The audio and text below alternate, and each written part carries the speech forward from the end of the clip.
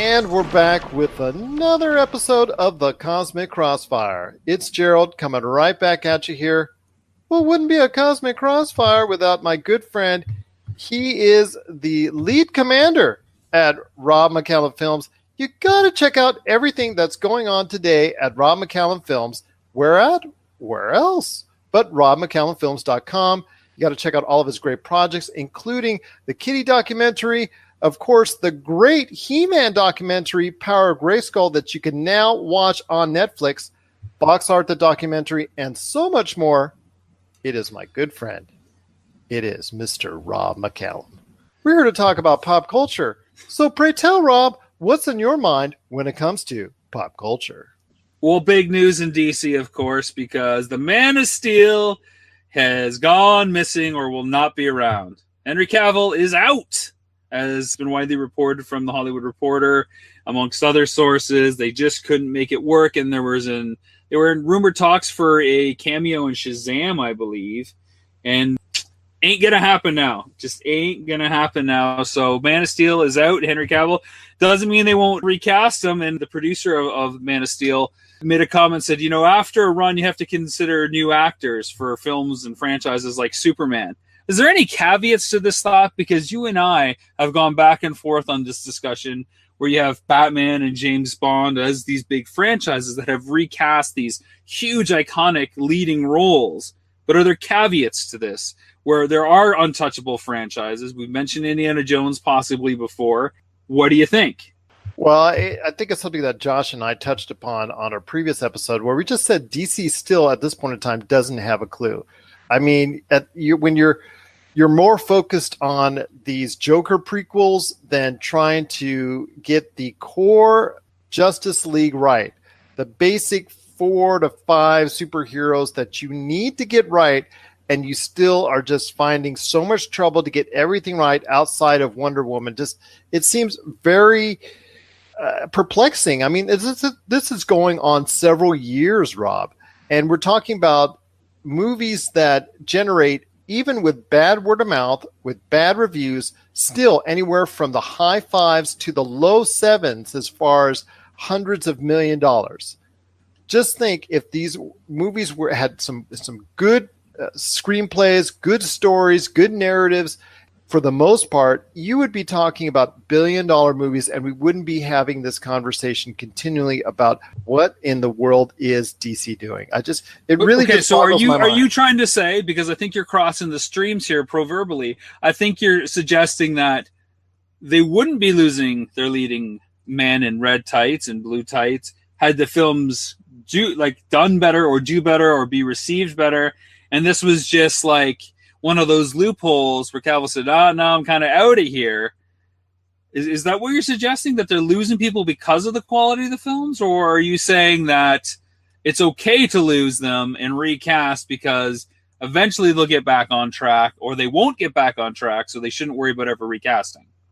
I actually am of the opinion that even though the movies were of a substandard nature for the most part, outside of Wonder Woman, that I think the Henry Cavill as Superman, and I even kind of like the Ben Affleck Batman. I was seeing that even with some bad writing here and there, that I thought that there was some potential for that core group of superheroes of the Justice League. And we'll see if that's the case with Aquaman coming out in December, that they could have had it run if they have had enough support. But Ben Affleck looks like he's gone. Josh had said that Ray Fisher looks like he's gone. And now you see Henry Cavill is gone. And all these replacements that are rumored that they're talking about, whether it's Michael B. Jordan, whether it's a Supergirl, whether it's someone else, somebody that Josh suggested or I suggested or you would suggest, it leads to a continual narrative that the fans become disinterested when up at the top at Warner Brothers and DC, you just don't have the consistent leadership and the consistent plan that's out there. If we Let me finish this. That if you see what's going on the other side of the fence with Marvel, they probably threw him a ton of cash. But look at what happened with Robert Downey Jr. He went over to Sony, did his cameo, did his thing with Spider-Man Homecoming, has helped still continuously help that franchise achieve the monumental success that it has, along with all the other names that are out there, yes, some of them are at the end of their contracts and they're probably very glad to be so. But with others in the when it comes to maybe Black Widow or maybe Thor or maybe a couple others that are longtime Marvel characters, maybe they want to continue that process because for them, it's not just monetarily enjoyable to do so, but maybe still it's just kind of cool for them to play those characters as well. I just don't see that same kind of love on the DC franchise from either fans, the company, or the characters themselves. Well, I got to take issue with one thing that you said in there. That's just one? I have to start at least the one. I tuned out after you started continuing going on because I couldn't get over this thing. Because you attack the consistency of DC films. And I got to tell you, if there's anything that has been consistent, the lackluster quality and subpar storytelling from the DC films. It has been consistent, just consistently poor. It's been awful. You almost know what to expect every time. Would you include Wonder Woman in that realm? That's an outlier, and you can point to some Marvel films that aren't as great as others as outliers too. I would say the first Ant-Man wasn't that great. Oh, and obviously the first two Thors weren't that great. And I mean, you could and the Hulk. Yeah, and even a lot of people like Josh and I didn't like Guardians of the Galaxy Volume 2. And you can nitpick whichever ones you want. But there still is a consistent theme of those characters still at some point in time getting a character development that's due to them and obviously keeps the interest for the actors to consistently play those roles. But we don't see it from Henry Cavill. Obviously, there's something outside of just, okay, did you want to go ahead and be in a cameo in Shazam? And it just fell apart from there as far as not only the cameo, but his future as a DC superhero as well. I mean, don't you see something wrong with that as well, as far as just that little cameo in the mix of that, not only that falling apart, but his entire future? I think it's a real double-edged sword, and I think part of the problem is what you don't get on the DC side is really any kind of spotlight of importance on any one franchise, which makes it feel kind of all disposable. They're rushing to all this big team-up and these cameos in this cross-universe. So as an actor and as a filmmaker on those things, how can you ever really feel great about what you're doing if the company that's putting them together doesn't feel great about what you're doing either? The Purge TV series is starting on Amazon. It's an Amazon original. If you've got Amazon Prime, you can check this out. I believe there's 2 or 3 episodes out now, so delve into that. Of course, it's available on iTunes as well with a season pass. This really got me thinking, what other franchise films could jump to a TV series format? We've seen Evil Dead go that route, and they got a 3 season on Starz with Ash versus the Evil Dead. What other horror films do you think could work well to make the TV series jump? And what vibe would you like to see for that? How would you like to see that universe painted? Exactly like the feature film? Something different? What are your thoughts? Well, I mean, The Conjuring, that series right now is on an all-time high with The Nun. Yeah, it had a 66-point drop from the first week to its second, but it's still talking about a substantially large following. It's already garnered over $200 million worldwide, and that is supposed to be the original prequel of the stories that are out there when you consider the Annabelles, the Conjuring series, and also The Nun. That's all tied in together, and there's so many stories from the accounts and from that family. There's so much as far as files, stories, things of that nature, that even Josh had mentioned that Eric Bana actually started a movie based off of one of those files, that you could go off of that. I think if you, it depends, how much do you want to continue the series on the big screen? Do you want to run it for another 3-4 movies? Because right now you can get away with it because the series, like I said, is on an all-time high. Putting it onto the format of a smaller screen and expanding even further into that mythos, I think would be also a kind of a cool move. Actually, a much better move than The Purge, because as we've seen with the last Purge movie, which did not very well at the box office comparatively to its other iterations, that series may be dying out. That may have had its run. So The Conjuring might be the one right now that you would want to go ahead and focus on for a TV series as far as maybe Netflix, Hulu, what have you. Yeah, I think there's a strong possibility there, and there's a few different ways that I could see that work. I mean, you could do it as single standalone episodes where they're investigating each of these case files, because some of them are a little bit more elaborate than others. So it's a little bit like Ghostbusters meets X-Files in that capacity. Or you could do probably a 6-episode arc. So you get roughly the same amount of time that you would in a feature film, but it's maybe hour-long episodes instead of half-hour-long. I don't know. I think you could do a little bit like that, or you can go a little bit something like American Horror Story route, where it's, The Conjuring, and then it's this season is, whatever this file is, almost like Star Trek Discovery is doing, where every season is its own standalone story that's a closed arc. So I think that's, definitely possibly a good idea. I can't agree because I just can't. I want to say this. It's based off the series from Ed and Lorraine Warren. There is right now, I would say, a lawsuit going on with the rights to that as well. And there was actually a lot of questions whether The Nun was going to be released, because it is tied to who has the rights to tell the Warren story as central figures as it pertains to everything. And maybe because The Nun is like a prequel that shows up later in the Warrens' cases. And this film, I guess, is more of the backstory that's elaborated instead of the Warrens' focus. That's how they're getting around it. Well, it's funny how these lawsuits come about with a successful series. Isn't that coincidental? No, well, anytime money's exchanged, there's another person going to be holding out their hand. It's just how it works. I think, another one that they could have done, and I think the boat's already missed on it, would have been It. I think Stephen King's It would have been a great miniseries, and instead of a 2-hour films or whatever. I think you've got the breadth there. You've obviously got the source material. Anything Stephen King, really. I mean, we're getting Castle Rock, of course, but why not just the Stephen King kind of show? Again, like American Horror Story. What's this season? Oh, it's Tommyknockers. What's this season? It's Pet Sematary. But do it justice across 6 to 10 episodes, really in depth, and then start writing some original stuff. He's got the ideas, but there's so much source material out there. You've almost got to go with some of those favorites too, right? But you can't fault them, because look at what happened with It. It became such a huge box office smash.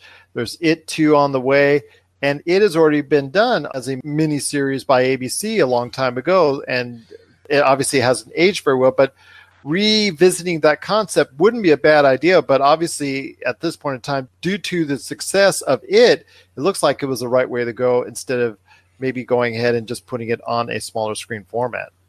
When I look at how Evil Dead made the transition, this is a film that was huge in the 80s and spawned 2 sequels from it, of course, Evil Dead 2 and then Army of Darkness, and then, of course, the reboot of Evil Dead with Freddy Alvarez directing. I also think, maybe a Friday the 13th. We've seen a bunch of those. We've also seen Halloween, and Nightmare on Elm Street would be another one that could come back as a series, and maybe you just brand it as like movie monsters, and this one is like Freddy Krueger, and then you get to tell like the 10 episodes of Nightmare on Elm Street in a way that's never been done before. Instead of kind of gambling with all your eggs in one basket, you do the series, which sure will have a higher cost, then maybe you can do a little bit more after as a result of having a complete series. I think right now that Hollywood is looking closely at the Warren stories and just deciding that if that's the one that they want to go with. But I think there's a lot to tell with all the Warren files and things of that nature. So I think right now my number one choice to do a TV series off of would be the Conjuring series. You're listening to the Pop Culture Cosmos. Rob McCallum Films is back with a vengeance. Power of Grayskull, the definitive history of He-Man and the Masters of the Universe, which chronicles the ultimate 80s billion-dollar franchise, Masters of the Universe. See exclusive interviews and hear untold stories from the people responsible for creating the world of Eternia, a place full of magic and science, and learn about the craft of creating action figures and animation. Power of Grayskull is just one of our many projects at Rob McCallum Films.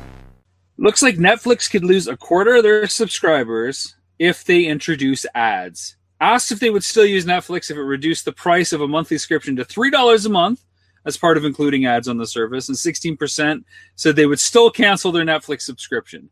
Half of the respondents said they would probably stay with the service under the hypothetical scenario, and 25% said they would definitely keep it. How do you feel about Netflix introducing ads, and where do you fall in these survey results?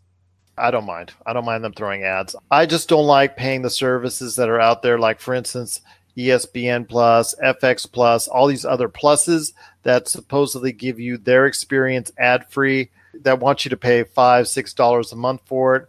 I'm cool with ads. I just go ahead. That's my time to go use a restroom, go talk to someone, go shoot off an email, go cook, something as far as outside of just going ahead and paying attention to whatever ads. To me, it's not an issue. And if it brings the price down, that makes it more attractive for me as a consumer.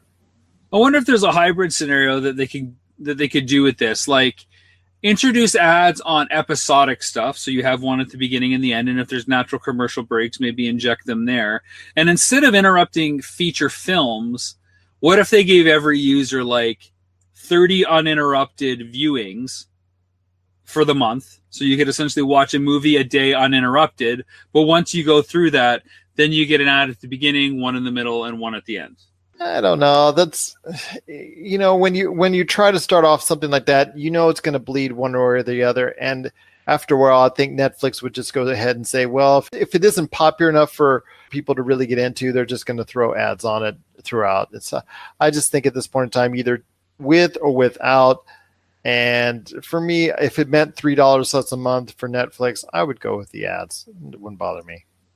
When you look at their competitor Hulu, it's $7.99 with ads, $11.99 without ads. That's a $4 difference. Is that a deal killer? Do you go no ads at that point because it is only $4 more? No, that's $48 a year. So I would go with ads. You go with ads. You take it. It's not worth the $4 a month. Nope. The one Starbucks coffee a month that you don't have to have. Nope. That's $50 a year. That could be better spent somewhere else. I'm cheap. Like I said, ads don't bother me.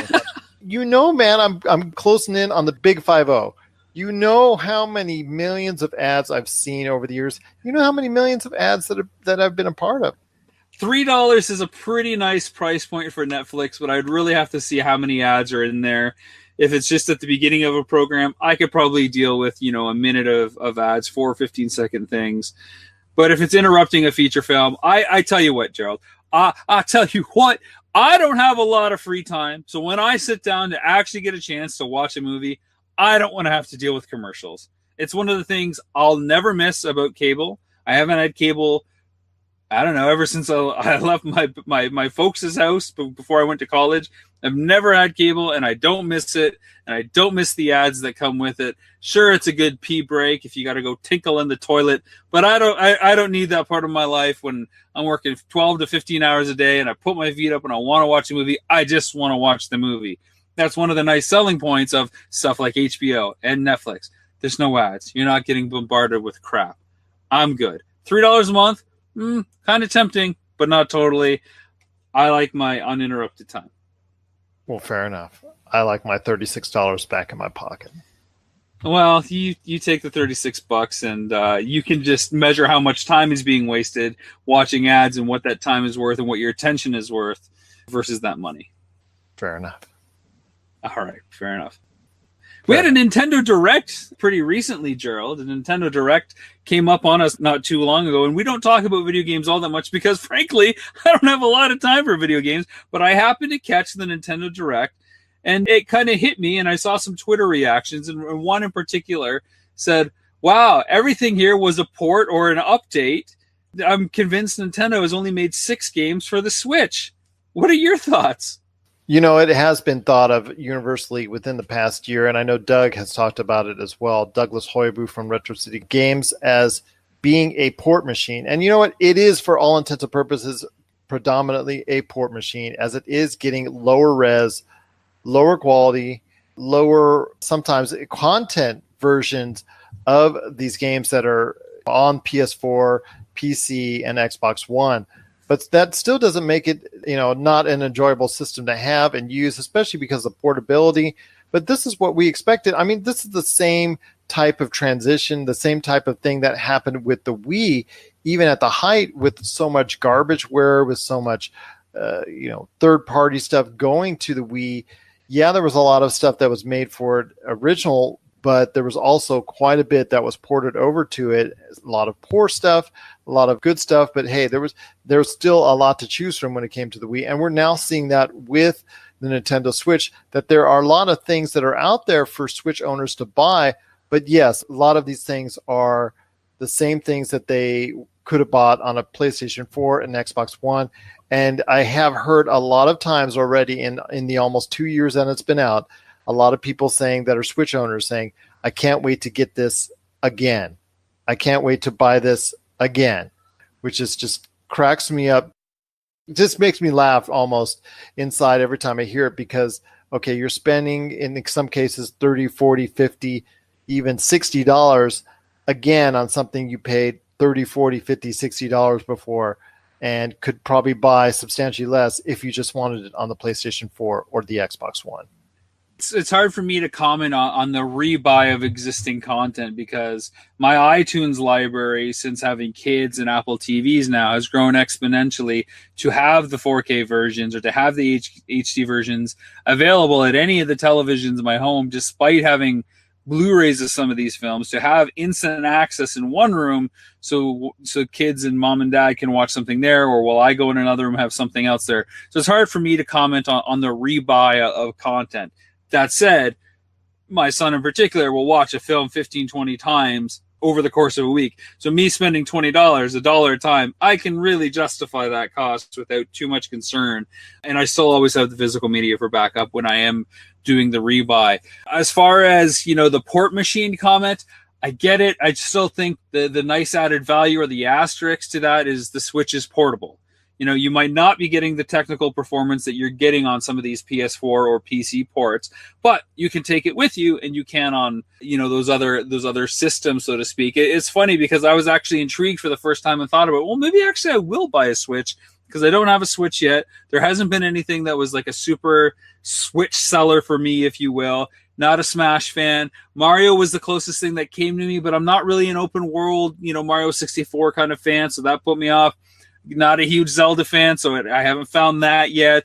The one game that really intrigued me was Cities Skylines. This is a game that came out a couple of years ago that I discovered, which was made in the wake of SimCity's, disastrous kind of rebirth coming back. This independent studio greenlit it after they saw the fan reaction to the beloved city simulation building franchise. And I was like, wow, this is really good because that's one of my favorite genres, whether it's Roller Coaster Tycoon and, of course, the Jurassic Park game that came out, Jurassic World Evolution. This is the kind of thing that I love doing, building and creating. And this has a huge emphasis just on city building and not so much city maintenance and dealing with problems. It's just build and enjoy. So I was like, oh, I'll get that for Switch. And then I realized it's on PS4. I'm like, I don't need to get a Switch because I'll just play it on that and it'll, look better. And they've had longer to work out the kinks. And yeah, well, there it is. So thanks, Nintendo Direct, for pointing me to a PlayStation 4 game. I'll gladly take it, save my $300 from not buying a Switch or one of your new bundles with the fancy graphics, and I'll just, spend my $40 on City Skyline on PS4, and when I get the time, I'll play it. I do think that portability is a huge factor, though, and even, as a guy who puts the kids to bed or waits for my wife to come back, I can sit there and play something, quietly on a portable thing and not have to worry about what's on the kind of communal TV, which is nice. But it was really shocking when I started going through the library of select titles, what is original and what isn't. So when you look at the most recent Nintendo Direct and they start off with Luigi's Mansion 3, well, that's all you're really kind of getting from that point on. You're not getting too much new other than some like quasi sequels to DS games or 3DS games with, I think, Kirby. And then there's a Yoshi game as well. But they didn't even get too much fanfare or a lot of press. There seemed to be more emphasis on Luigi's Mansion 3. And then port, Square Enix and Nintendo's are friend again. You can play 70 hours of Final Fantasy VII on your Switch. So what do you think the future is? Continued port machine? Or do you think we're going to actually get a bunch of new content down the road?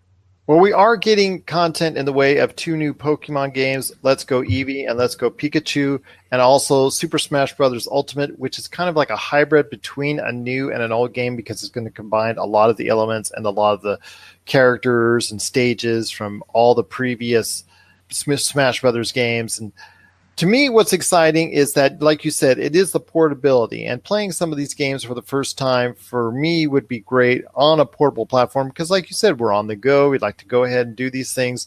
As far as games, we don't have very much time for games in our lives at this point. So we got to look forward to grabbing any chance we can of sitting down and playing some video games. But portability might help in that fashion. And that's what is most attractive, like you said, for both you and I when it comes to Nintendo Switch. Down the road, as far as new content, you are still going to get a smattering of Nintendo games that are on the way, whether it's a new Zelda, whether it's a new Mario, whether it's a new Metroid. It's still the same basic 7 to 8 different characters reimagined, or the Mario games, whether it's a new Mario Party that's coming out, or whether it's a new Mario Odyssey or anything of that nature. There's still going to be some type of new games featuring the same characters you've seen over and over again. So in that essence, it's still, if you're looking for originality, it's going to be hard to come by when it comes to Nintendo Switch. But if you're looking for something that's going to have a library of a lot of games, a lot to choose from, that you may or may not have played already, at least you'll be able to take it on the go. You'll be able to take it on the airplane. You'll be able to take it to whatever hotel, on the road, near or far. That to me is the part I like the most about playing or utilizing Nintendo Switch. I am very intrigued at the bundle that's coming up with the digital download of the Super Smash Bros. Ultimate. That bundle is coming up, and that's the first time really that they've had a bundle for the Nintendo Switch, so I'm really excited about that. Something I've asked for with the Wii U, and finally it's coming to fruition now with the Nintendo Switch. And their online service, I've told you this before, how much I've been down Nintendo's throat when it comes to their online services, as far as how negative I've had my opinion in regards to their thoughts on the online medium. And now that they're finally getting into it, I see it's coming at an attractive price initially at $20 a year. I'm hopeful that the Nintendo Switch will finally become the platform that a lot of people have said that they would like it to be, and that it truly will is.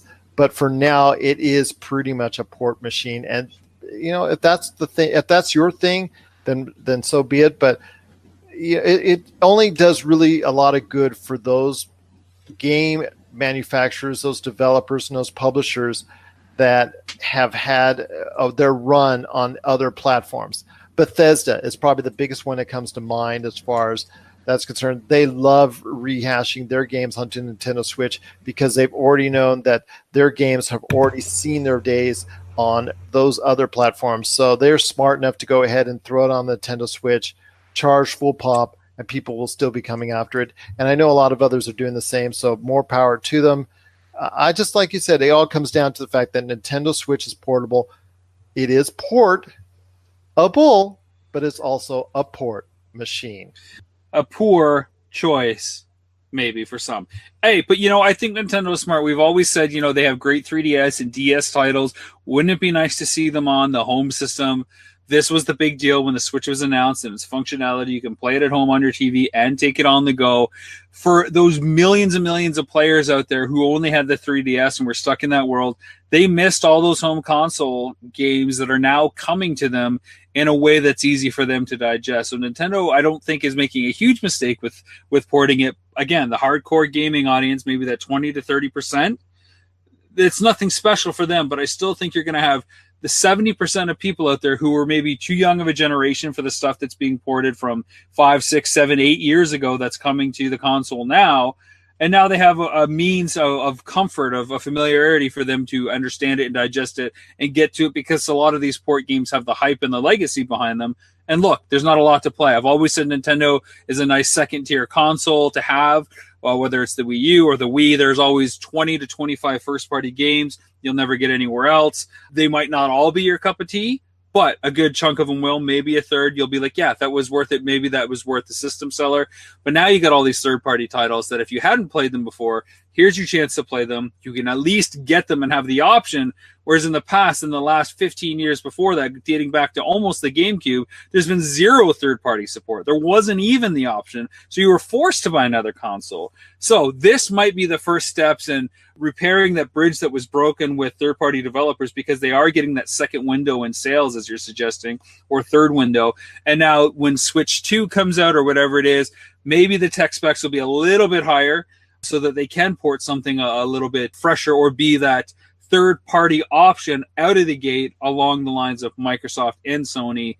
So if people are already indoctrinated to the Switch way of doing things, then it's easy for them to come along. But I'll go against you with this. Please disagree. Please. Well, the only thing I'll disagree with you on is the fact that when Switch 2 comes out, most likely the PlayStation 5 and the Xbox, whatever is going to be called, are going to be out as well. And those specs will be even higher and be even better. And the games will be even more evolved more than ever. And that will make a hard task even harder to get those games into a Switch or a Switch 2, because even that the Switch 2 with the portability will still have some type of trade-off when it comes to CPU, processing speed, memory, and the whole 9 yards. Yeah, but those tech specs aren't going to be too hard to guess. You know what I'm saying? Like, they're not going to be too hard to guess in the same way they were able to kind of sort out what they needed to make friendly for everybody else to port those games from 5 or 6 years ago. You know, I think this is a strategy that Nintendo can look at and say, okay, how can we make our machine as great as it can be? If Apple can refresh all their products every year, seemingly, I don't think it'll be hard for Nintendo to kind of really aim for that tech spec bullseye and hit it, you know, in the next 3 to 4 years whenever they release Switch 2, instead of releasing something that's akin to tech spec now, which is what a lot of people would expect, that maybe the next Switch 2 would be like a PS4 non-pro spec, you know, which is still kind of a leap behind whatever, you know, Sony and Microsoft kind of releases the PS5 and the Xbox 2 or whatever it's going to be called. I don't think it's going to be that hard to decide what the plan is.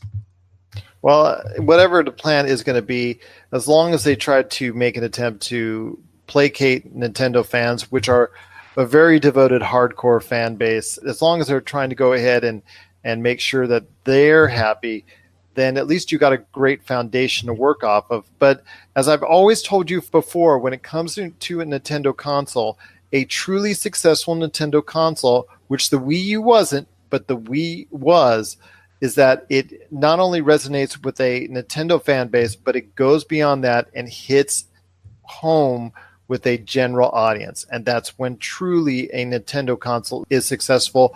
And I believe with the winter sales that the Nintendo Switch is going to get, and I think it's going to surpass both the PlayStation 4 and the Xbox One this holiday season, that I think it's going to really start hitting home with a general audience this holiday season. We'll be right back with more of the Cosmic Crossfire. Get ready for Box Art, a gaming docuseries from Pyre Productions and Rob McCallum Films. If you love video games, chances are there's a box cover or cover image that you love and has stuck with you for decades. In our series, Box Art, we travel across North America to visit with the unknown illustrators and artists responsible for creating the most iconic gaming images of all time. What was once scheduled to be a 90-minute documentary is now a 6-episode season packed with unbelievable tales that paint a picture of the gaming industry you've never imagined. Just one of the many pop culture projects from Rob McCallum and Pyre Productions. Well, that'll do it for another episode of the Cosmic Crossfire. Thanks for listening, Gerald. Where can they reach out to us if they want more information? They can reach out to us at popculturecosmos@yahoo.com. Also as well, Pop Culture Cosmos, Humanica Media, Game Source, and Rob McCallum Films on Facebook. You're at Rob McZob on Twitter, Game Source, Humanica Media, and Pop Culture Cosmos on Twitter and Instagram as well. By the way, Rob, how's everything going as far as with Rob McCallum Films? You got obviously a lot to talk about when it comes to all the great reviews that are still coming out for Kitty documentary, Missing Mom, and of course, the brand new documentary you've got that debuted on Netflix, Power of Grayskull, the definitive history of He-Man and the Masters of the Universe. Everything's going great, Gerald. It's awesome. We got a lot of things in the work. The Kitty documentary continues to go well. Video game box art was just picked up for a film festival because of the trailer that we crafted. It's a film festival for trailers and promotional marketing material, so that's really exciting for us. And Power of Grayskull continues to go over really well. I've had a lot of people reach out wondering how they can get on Netflix and what that process is, and overall that they just really like to see their childhood and that it's such an in-depth look at the world. A few quirks here and there that they would like to see kind of fleshed out, but they understand the massive legacy that we're trying to put together in a 2-hour span at the same time. So it's been really great to connect with more people. And hey, there's always stuff on the horizon coming out for myself and all my co-conspirators. That's true. But hey, it's not even 2 hours. It's 90 minutes, if I remember correctly. So that you putting it in that package to me was really something special. Yes, there might have been a couple tweaks here or there, but really it is truly an outstanding documentary, and I highly recommend Power of Grayskull to anybody that's watching on Netflix. I agree. So that'll be it for another episode of the Cosmic Crossfire. Again, Thanks for chatting. I'm sorry that we agreed more than people are accustomed to hearing. We've got to do it every now and then just to keep everything just status quo. But tell you what, I'm sure there are going to be things down the road in pop culture that you and I are going to go mano a mano and face off as in the near future.